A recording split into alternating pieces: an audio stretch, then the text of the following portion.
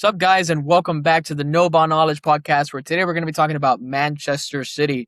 Now, Yali, the Pep Guardiola era is officially over. And let's be real, Pep Guardiola absolutely dog walked this Premier League, and I think really established himself as probably the best manager of all time, although, of course, I know there's debate about that. But Enzo Maresca is the new guy over there at Manchester City. And I kind of want to get your immediate thoughts as to whether or not this was the right appointment, not only for the club, but for the manager. So, want to get your thoughts on this new relationship and if this made sense for both of the parties involved. I think it does actually. I think it makes a lot of sense just on the fact that he worked under Pep there, so he kind of knows the club. Um, he worked at Chelsea, had I guess somewhat success. That's when they looked the best. I guess. I mean, he knows the Premier League. He's going to a team that has a lot of money, so he's always gonna have that backing. I think pretty much the only bad side for like for him is the fact that he has to come in and fill in the shoes of the best manager of all time. But I mean, it is what it is, right? If you go to any big club, there's always going to be a big manager's shoes to fill. There's going to be a big history to look at.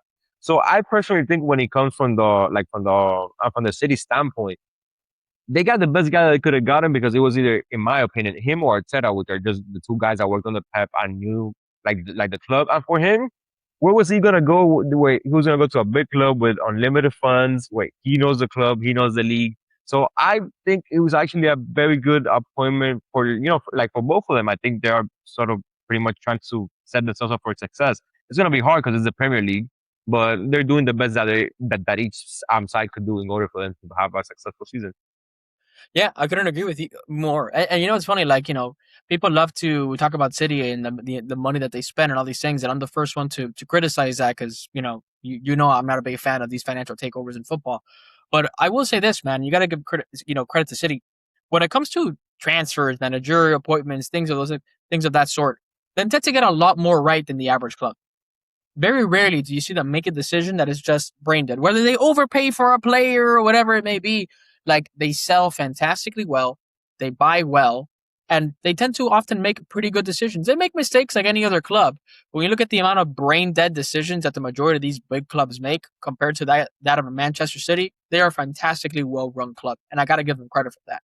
And I think you nailed it perfectly. I think the only bad thing about this is that you are stepping into a big man's shoes, and that's not only like a thing for him. I don't think that's going to get to him. I don't think the pressure is going to get to him.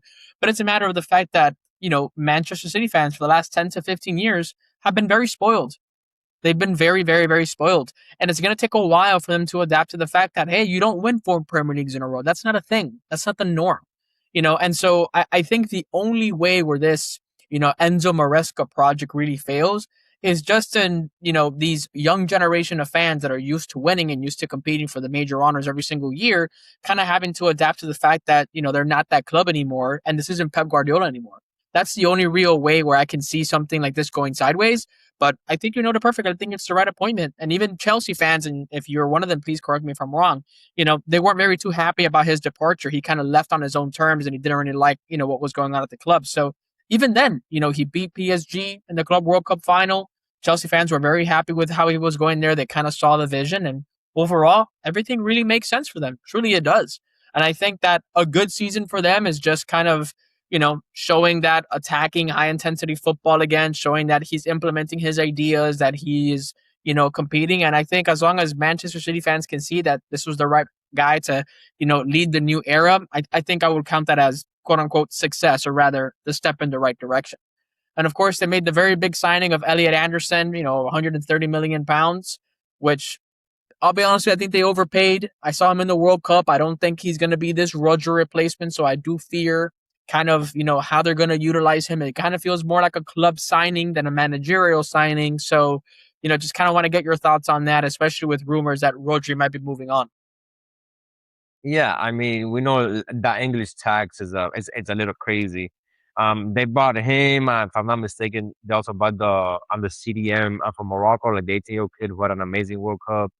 They're also trying to get Enzo for 120. So I mean, this just shows you that they have money, right? They have money.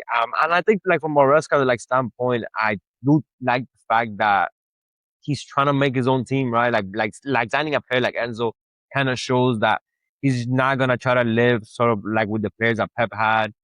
They lost Bernardo Silva. It looks like they're gonna lose Rodri. So it does feel like it's kind of a change just in everything, in mentality, and the players that have been there. Don Stones is gone. So I mean, yeah, like the money thing when it comes to City and PSG and Newcastle and all these teams that pretty much got taken over. I don't really pay much attention to it because it doesn't really matter to them. It's like yeah, whatever they pay as much as they need. And like you said, I completely agree with the fact that like what would be a successful season for him. I think at this point, I mean, if this guy wins the Premier League in his first year, that would be insane.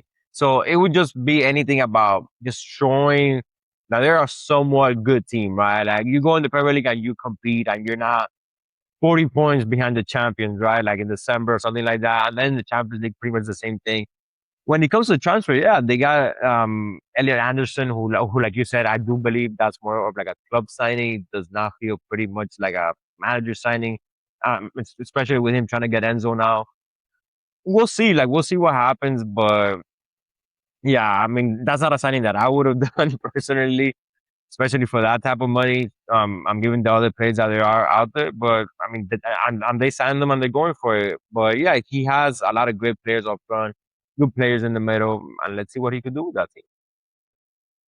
Yeah, and the reality is it might also be like the rejuvenation of a couple of other players like Phil Foden, you know what I mean, that have kind of taken a backward seat under Pep Guardiola, because of the way that he plays. So I wouldn't be surprised because they do have a lot of fantastic technical players, a lot of attacking talent, a lot of good guys in the midfield too. And we've known that Guardiola is, more than happy to field players that, let's be real, aren't the best, but they, carry out his instructions the way that they need to. So I honestly wouldn't even be surprised if I saw a rejuvenated City side that did something dangerous because they have talented players. They definitely have a lot more attacking talent and creativity than someone like Arsenal does. That's for a fact. But it's going to be a matter of how quickly the likes of Enzo Maresca is going to be able to implement his style and whether the Man City fans are going to give him time. But I think it's a fantastic appointment. I'm actually pretty excited to see where they're going to go, from here.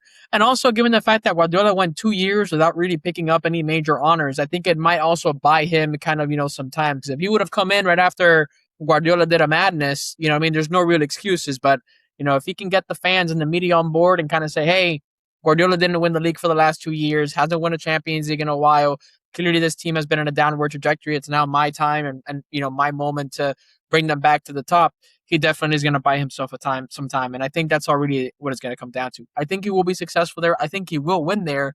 It's just a matter of will the fans have the patience for it. Any last kind of thoughts before we wrap up there, Yali? No, I completely agree with you. I do think it's oddly weird, but I feel like we're gonna see a good City side, at least from the attacking standpoint. I feel like we're gonna see a good gritty side. I completely agree with you. I think that if he's given 3 seasons, at least in one of those, he's gonna win the Premier League.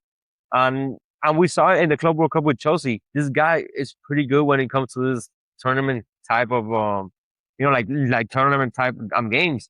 So yeah, I do think it was a fantastic signing. I mean, they are clearly flexing the muscle. Let's see if they could get this Enzo Fernandez transfer over the line, and yeah, like you said, just excited. Like for both sides, for him and for the team. And I completely agree with you. I do think in the next 3 years he wins at least one major trophy with them. Yeah, I think so too. The Community Shield is on Sunday, but given the fact that it was a World Cup year, a lot of the major players still haven't come back to full training. I don't think we're going to really see the best two versions of this side, so I don't think we're going to be doing a preview and a review on that one. I think that's going to be just another, game of preparation. But of course, we will be covering every single game week of the Premier League and the Champions League as the season comes along. So keep an eye out for that. We're going to cover some other Premier League teams as well as a little look across Europe for some of the big ones across Champions League. So thank you guys for watching. Let us know what your thoughts are on this particular managerial appointment for City. Was it the right one? Was it the wrong one? Was there somebody else out there that you think would have been a better appointment? Would love to know your thoughts. And like always, we'll catch you on the next one. Bye bye.